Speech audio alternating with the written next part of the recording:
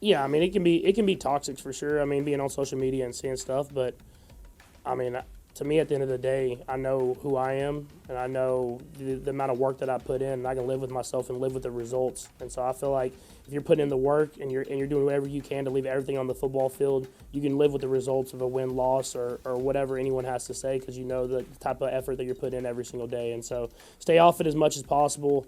And then if you are going to be on it, I would use it as motivation more than anything. I think like any golfer, right? You guys have all golfed, and sometimes you're hitting it good, and other times it's off. But you work through it. You keep swinging, man, and he'll do that. He's a talented kid, tough, mentally tough. So not really worried about him. Yeah. I actually, 2 days before the game, I posted a Drake quote on I see you in the summary of 2026, and I deleted my social media before the game. I never run from constructive criticism. I've never been that guy. I always addressed it head on. Actually, it's a lot you can take from criticism. It's like fuel. It's like gas for me personally. So, for me to delete my social media, no, I didn't delete my social media because of a play that I thought he was down or was down and then run to. I deleted my social media days before. It just, yeah, I guess people want to address me head on social media, and they see my social media wasn't active. So they figured that I deleted it for that, but it was deleted a couple days before, And I don't mind constructive criticism, I don't mind it. It's actually fuel for me. So for me to delete that, I've never been a guy. I've been in this league 10 years, never been a guy to run from it. Deleted your social media before, and you mentioned you posted something. What was the impetus between getting rid of it at that point? Yeah, because I take social media breaks. I just came off of a 7-month binge of no social media.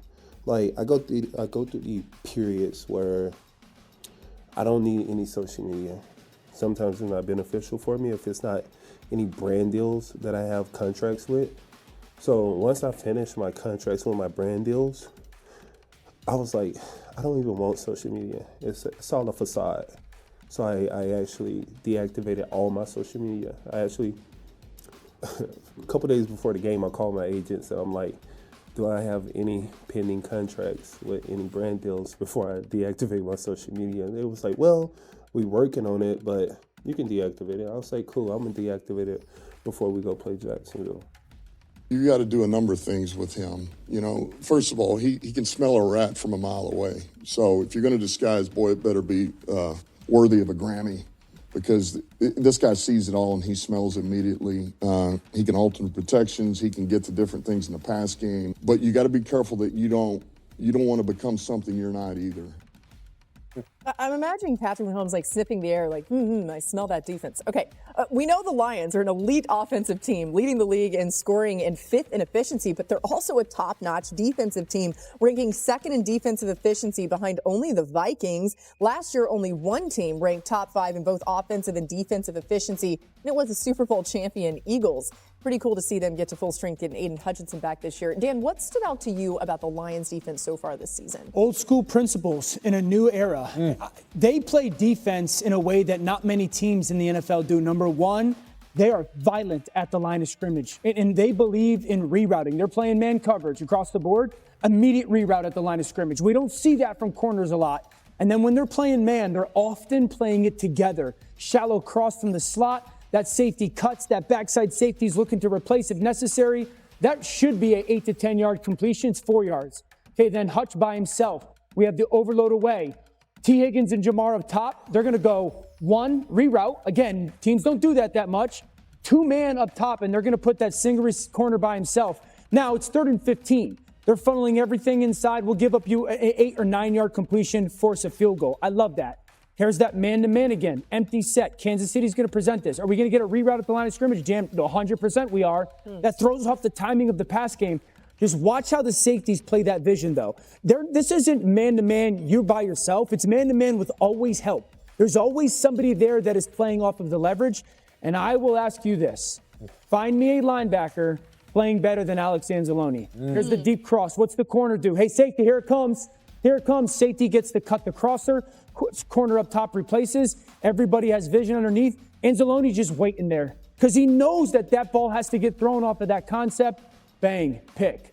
Anzalone's playing backer as good as anybody in football. Wow. And I think that there is a defensively an epidemic in the NFL that we just don't reroute pass game receivers anymore.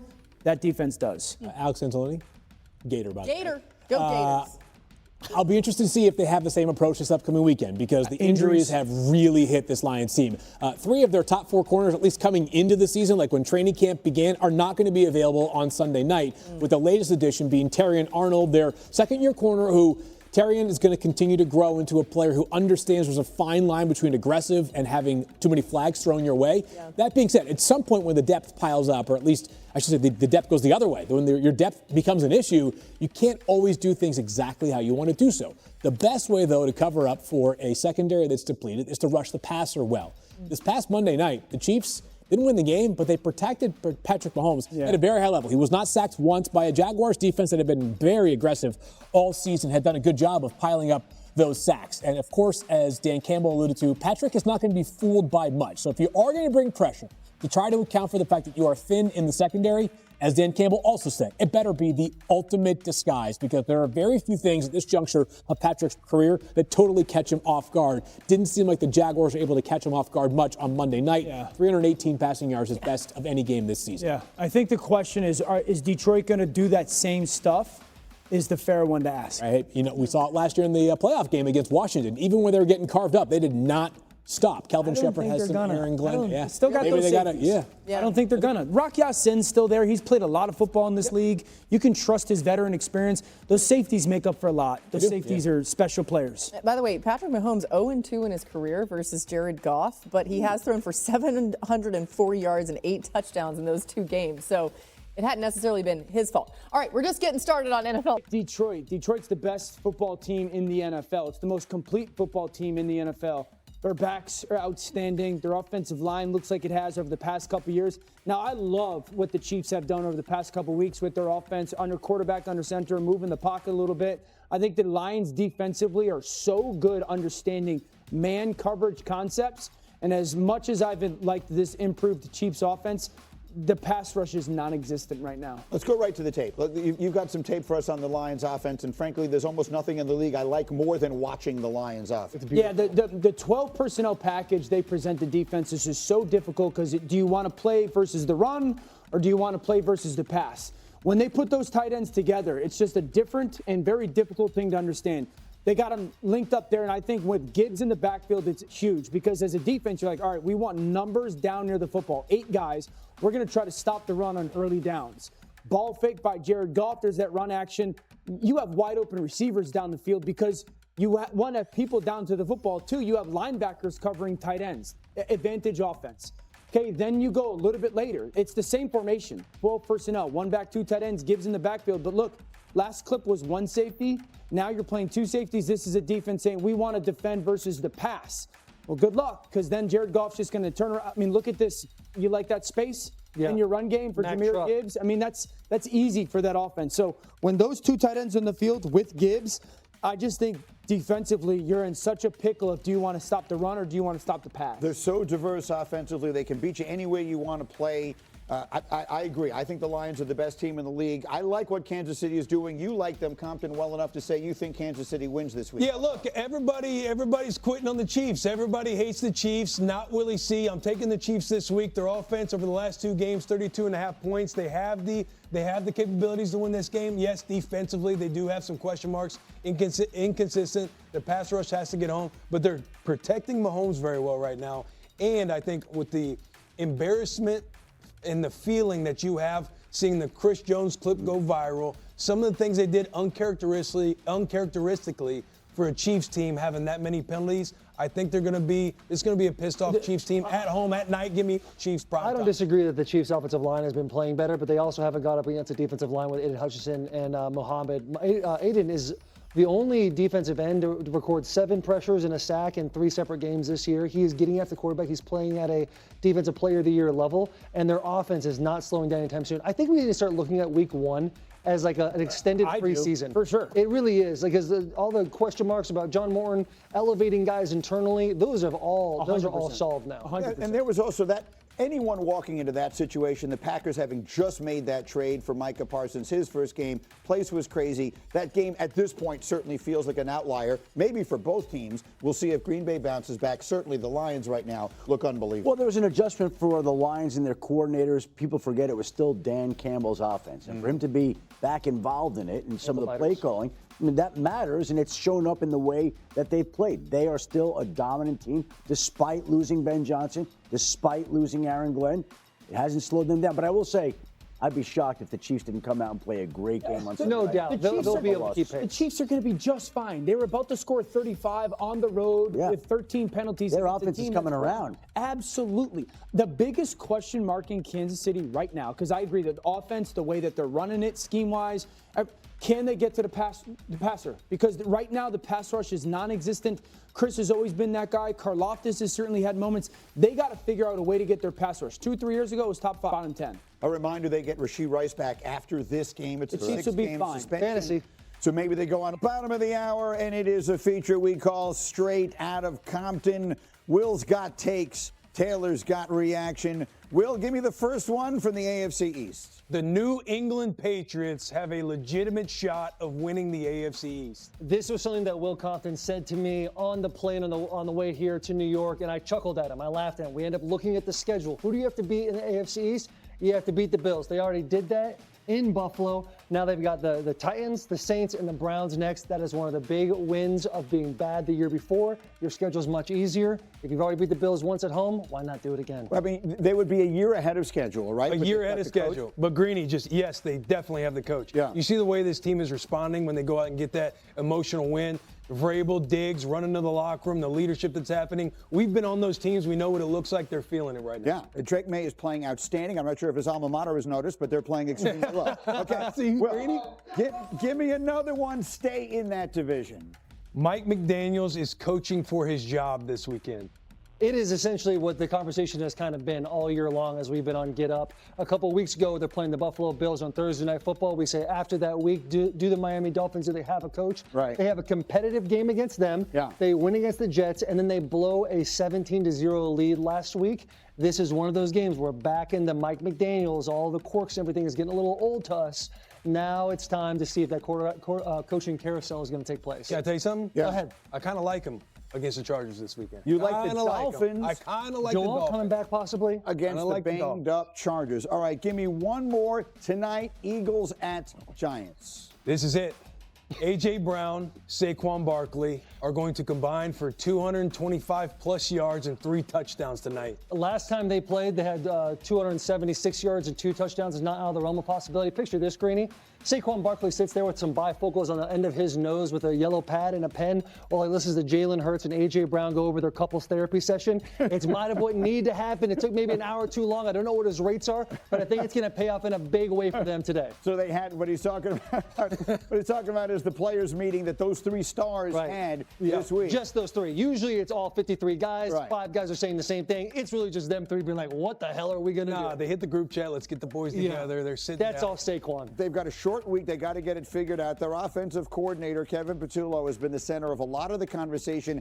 Here's what he had to say about his team's offense. Slow start to the season continued on Monday night on these airwaves. They took a lead late in the fourth quarter, but could not keep Trevor Lawrence out of the end zone, losing 31-28 to the Jaguars.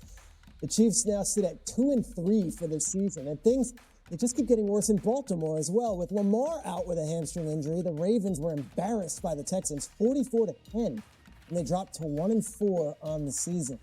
The Chiefs are under 500, and the Ravens have matched their worst 5-game start in franchise history. But the odds are still in both of their favors. The Chiefs are plus 175 and are just slightly behind the Chargers at plus 150, with the Ravens remaining in the favorite spot in the AFC North. We welcome the great Kimberly Martin to this show. Kmart, are the Chiefs or the Ravens more likely to win their division? I covered the Ravens-Texans game, and as bad as that game was, I'm still going to say the Ravens. Do I have a ton of confidence saying that? No, but I'm looking at the division, and I'm looking at the fact that, at least in the AFC West, the Chargers have beaten every other team that's in their division. when you look at the AFC North, who's the team that stands in the Ravens' way? It's the Steelers right now, and a 41-year-old quarterback. The Browns and the Bengals, even with that flip-flop in the quarterbacks, I don't have a ton of confidence that the Bengals are going to be able to be a real legitimate threat. You look at the Ravens' schedule, they got the Rams, tough. Then they got the bye. After that, we've talked about Derrick Henry sort of being a non-factor. The next 3 games are against 3 teams, some of the worst run defenses in the NFL.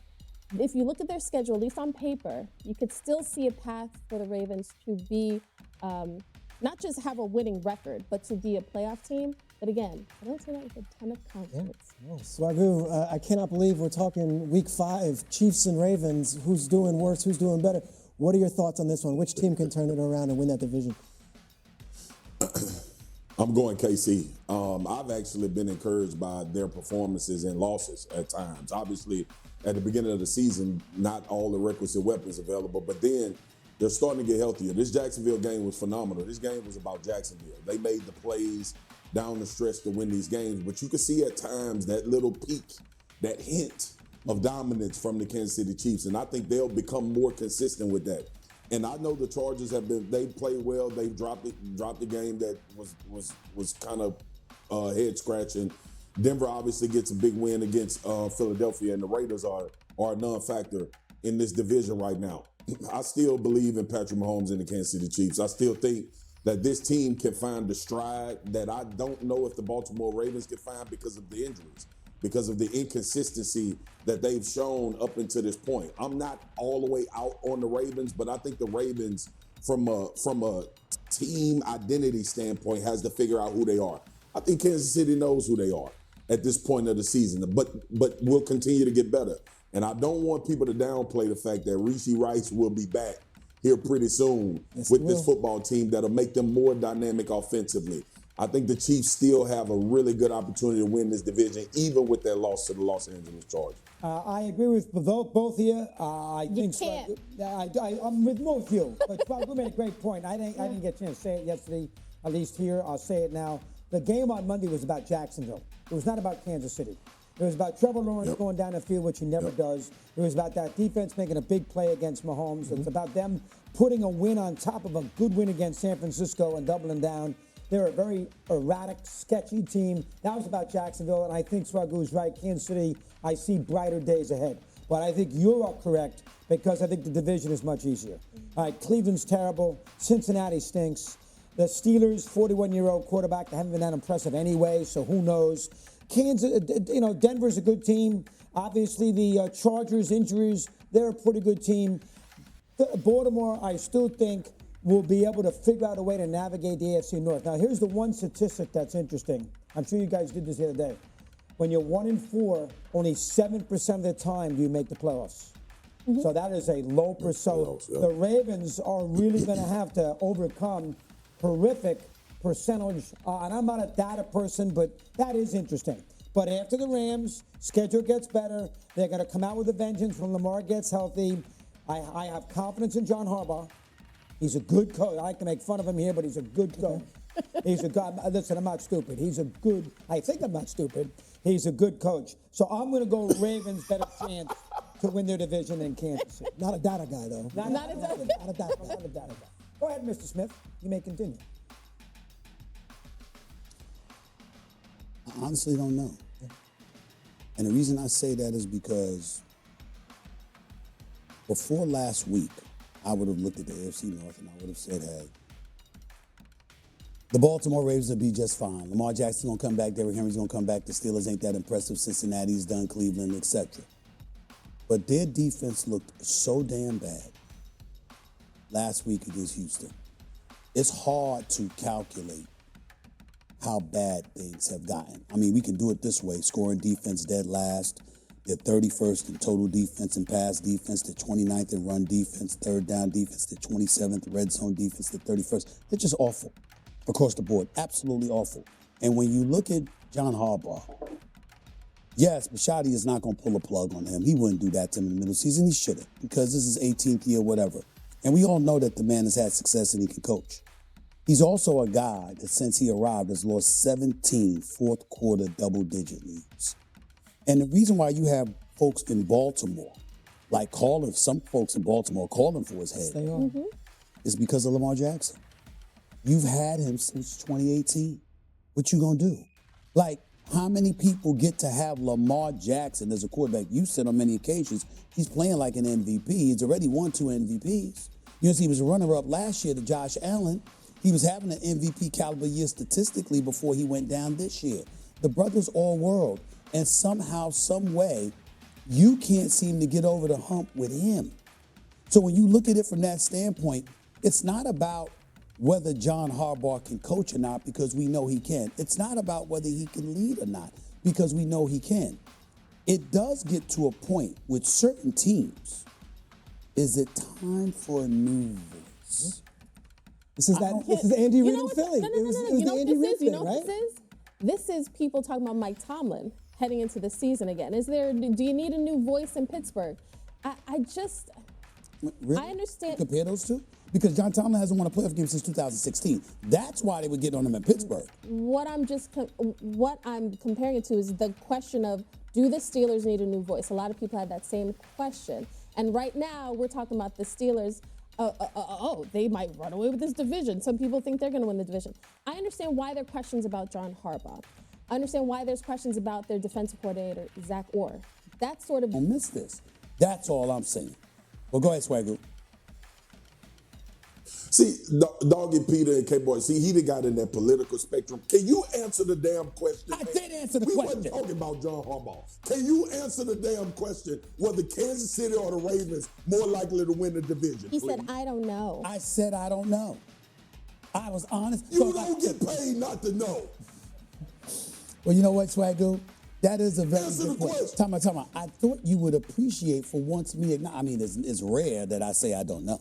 I mean, I thought you would appreciate my honesty. But since you want me to insist, I would say to you, I will roll with Kimberly on this. The Ravens more likely to win their division than the Chiefs. Okay. That's all you had to. It's first take. That's all you had to do. Well, y'all brought up John Harbaugh, so that's why I went there. You know, and don't be rude. Don't be rude. You can huff and puff all you want to. Don't make me come down to Texas. I can be rude. Don't make me come down to Texas. I can be rude. Because we love each other. It's like me and Mad Dog. Me and you, we love each other. I can be rude. I will say this. You were in the building. It's so good to see you. You make that set look so much better, K-Boy. Agreed. You were in the building. It did look pretty weird seeing someone else do the Ray Lewis dance in the end zone, and none of those Ravens come over there and do it. That did not feel like Ravens football. Well, some Raven went over there and tried to get the ball. Jair Alexander went over. Well, Who just got here. Yeah, and right. who just got here showed more Ravens attitude. Yes. Okay, we'll see. Basketball Jair would have legend. went over there anyway. Yeah, true. Basketball legend. Do you think Goff outplays Mahomes again in the Sunday night primetime matchup? Dang, this is some really rough stuff. No, because look, I think Patrick, notwithstanding the pick six that he threw the other night, I think he's been on it. He looks like someone right now who is as dialed into his offense as he's ever been. The offense, the wide receiver core is starting to really gel. They're starting to work Brashard Smith out of the backfield as far as a receiving threat. And you see how Kareem Hunt is running in short yardage situations. I think overall, what does that mean to me? I think Patrick, look, they understand they're up against it right now. He has to have his best performance. That's why you pay a guy $500 million to respond in moments like this. And I think he will. Although, when we're talking about that MVP conversation again, objectively, Jared Goff has to be in that discussion if we're going to have that at this point in time. Because he's lighting it up. There's no doubt about that. Right now, the Lions look like the best team in the NFL, right? Yeah. And this game is going to go a long way if we're talking about MVP stuff. These big-time marquee matchups against quarterbacks, across from the quarterbacks like that, is going to go a long way to us deciding who gets it. But I do have questions about the health of that Lions defense, and that's what concerns me. I think no matter who wins this, it's going to be a high-scoring affair. Yeah, it'll be a track meet. It'll be fun to watch. I think Mahomes, though, the Chiefs as a whole, this is a big for the Chiefs defense. It's a big matchup. Yeah. They need to show up, right? Like they can't let games get away from them like they did in Jacksonville. They need to jump on an opponent and show what they're about. I mean, everybody's going to be looking at Chris Jones. Like, what are you going to do in this game after that stumble touchdown situation? Offensive lineman, you hope he don't go wild. Look, if you're the Chiefs and you got a 14-0 lead against Jacksonville, you're supposed to win. And it speaks volumes about the Jaguars that they came back and won that game in primetime. Let's see what Kansas City has for an answer. The next one, our second sneaky big stat. Jeffrey, of all the quarterbacks in the AFC, who would have thought Daniel Jones would be the one leading the league in QBR, in passing yards, and in yards per dropback a quarter of a way into the season? He's playing the best football of his career, and the Colts are sitting as the #1 seed in the conference. So in a conference that has Patrick, and it has Josh, and it had Burrow till he got hurt, it has Lamar, all these guys. Danny Dimes, Indiana Jones, is it for real? It is for real. And you know who whispered it this summer? Dominique Fox. There you go. He did. He whispered it. He knew. The Kansas City Chiefs are about to face their biggest test of the season, and nobody's talking about the elephant in the room. This might actually be a must-win game in Week 6. Yeah, you heard that right, a must-win in early October. The 2-3 Chiefs are going up against the red-hot 4-1 Detroit Lions on Sunday Night Football at Arrowhead, and despite being 2-point favorites at home, most analysts are picking the Lions to walk out with the W. Detroit has rattled off 4 straight wins, and they're not just winning, they're dominating with nearly 35 points per game. Their offense is an absolute buzzsaw right now, with weapons everywhere you look, a rock-solid offensive line, and a defense that's tied for 3rd in takeaways with 9 on the season. But here's where it gets interesting. The Lions are dealing with some absolutely devastating injuries in their secondary that could be exactly the break Kansas City desperately needs right now. The absolute bombshell that dropped this week is that the Detroit Lions secondary is completely decimated right now, and I mean absolutely shredded. Terrion Arnold, one of their starting cornerbacks, is dealing with a shoulder injury, and he's not playing in this game. But wait, it gets better for Kansas City. DJ Reed, their other starting corner, who they brought in specifically to replace Carlton Davis as their #1 guy, is on injured reserve with a hamstring injury. These aren't just depth pieces we're talking about. These are their top 2 cornerbacks both sitting out. Then you've got Kirby Joseph, who's one of the best ballhawk safeties in their secondary, dealing with a knee issue, and he didn't practice on the first day of the week. And here's the kicker that nobody saw coming. Amon-Ra St. Brown, their absolute stud wide receiver who literally played every single snap against the Bengals last week, showed up on the injury report with a wrist injury and didn't practice at all. Brian Branch, another key piece in their defensive backfield, is limited with an ankle issue after getting taped up during the Bengals game. Now let's flip the script and look at Kansas City's injury report, because the contrast is absolutely night and day.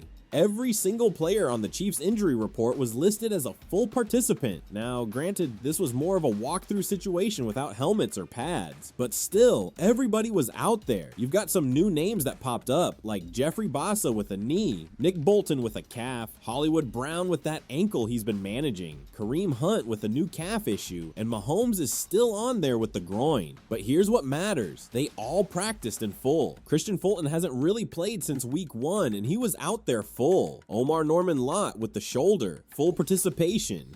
Juju Smith-Schuster, Jawan Taylor, Xavier Worthy, all full participants despite being on the report. The analysis here is crystal clear, and it's honestly kind of shocking when you lay it all out. The Lions are going into Arrowhead, one of the toughest places to play in the entire NFL, without their top 2 cornerbacks, potentially without their best safety at full strength, and their #1 receiver is dealing with something that kept him out of practice completely. Meanwhile, the Chiefs are essentially at full health heading into what might be the most important game of their season so far. This is the kind of injury disparity that can completely flip a game, especially when you're talking about the secondary going up against Patrick Mahomes. I honestly believe this is a golden opportunity that the Chiefs absolutely cannot waste, because you're not going to get many chances where a team as explosive as Detroit is this banged up in the exact position group you need to attack. Connecting this injury situation to what the Lions actually do on offense, we need to talk about why they're still so dangerous even with all these problems. Detroit is currently the #1 scoring offense in the entire NFL, averaging nearly 35 points per game. And they did the exact same thing last season too, consistently putting up over 30 per game. This team is legitimately fun as hell to watch, with explosive plays all over the field, trick plays mixed in, and just this overall swagger that makes them must-see TV. The running back duo they've got between Jahmyr Gibbs and David Montgomery is absolutely electric, and they're literally making history right now. Both of them scored touchdowns last week, and get this, that was the 14th time they've both scored in the same game, which ties an NFL record for most running back duo touchdowns. What makes that stat even more insane line is that it took Emmitt Smith and Daryl Johnston about 10 years to accomplish that feat. Meanwhile, Gibbs and Montgomery have pulled it off in just 3 years together. Jared Goff is running this offense like a surgeon right now, and here's one positive note for the Chiefs defense. Goff doesn't scramble at all. The dude is borderline a statue in the pocket, which has been a massive problem for Kansas City's defense this year. Every mobile quarterback they've faced has given them absolute fits, so having a guy who's just gonna stand there and throw is actually a huge advantage. But does that really matter when they're putting up 35 points a game anyway? Andy Reid and Mahomes both gave high praise to the Lions during their press conferences, saying they're a really good football team that's solid on both sides of the ball in the trenches, and they've done a great job minimizing mistakes. The offensive weapons Detroit has are absolutely stacked, and it's not just the running backs. Amon-Ra St. Brown is one of the best receivers in the league. Jameson Williams brings that deep speed that can take the top off any defense, and Sam Laporta at tight end is a matchup nightmare who can line up anywhere and create problems. Even with St. Brown potentially limited or out, they've still got enough firepower to light up the scoreboard. The offensive line is one of the best in football at creating running lanes and giving Goff time to pick apart defenses. When you combine all of that with a coaching staff led by Dan Campbell that's not afraid to be aggressive and go for it on fourth down, you've got a team that's scary as hell to face. Thinking about it objectively, I really believe the Chiefs are going to have to score at least 30 points to win this game, maybe even more. The Lions offense is just too good and too consistent to think you're going to hold them to 20 or something. Even if the Chiefs defense plays well and makes some stops, Detroit has shown they can score in bunches, and they're not going to just roll over because they're missing some guys in the secondary. The Chiefs offense needs to match that firepower, and that means executing at a much higher level than they have been. That brings us to probably the most frustrating part of the Chiefs season so far, the self-inflicted wounds that keep killing them in close games. Mahomes and the coaching staff have been hammering this point all week that they've got to eliminate the mistakes, the penalties, the turnovers, all the stuff that's been costing them games. 13 penalties on Monday Night Football against Jacksonville. Then you drop an interception on defense that would have been huge. And of course the pick six that Mahomes threw, that was basically a 14-point swing in one play. Big Red came out and said they're gonna take care of that. It's something they've got to fix, and it can't keep happening. They're focusing on it this week during practice because, as we all know, the parity in this league is way too close to be giving games away with dumb mistakes.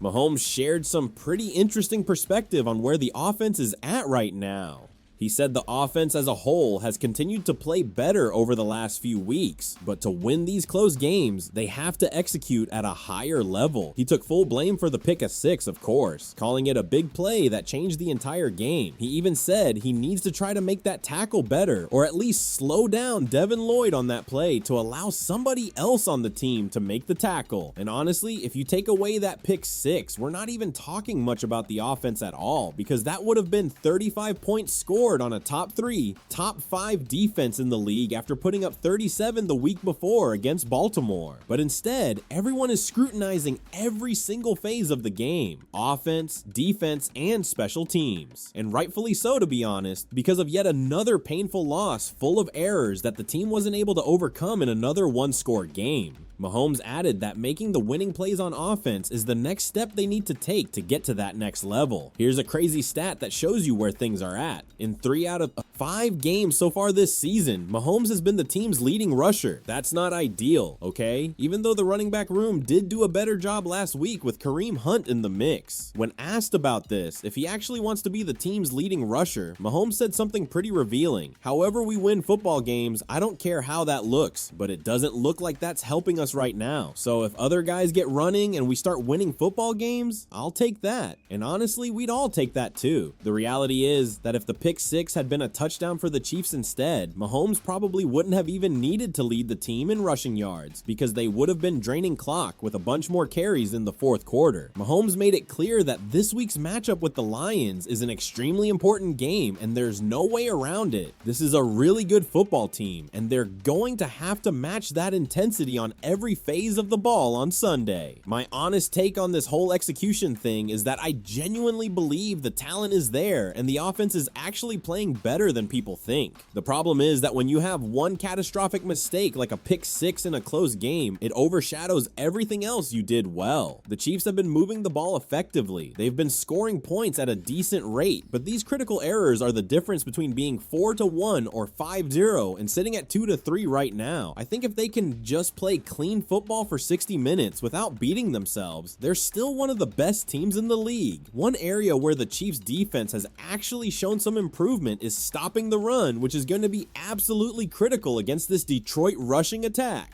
Kansas City has done a pretty solid job shutting down running games that have normally been really productive. Think about Derrick Henry. They contained him pretty well. Think about Travis Etienne last week. He was averaging 100 yards per game heading into that Monday night matchup, and the Chiefs held him to 49 yards, basically cutting his production in half.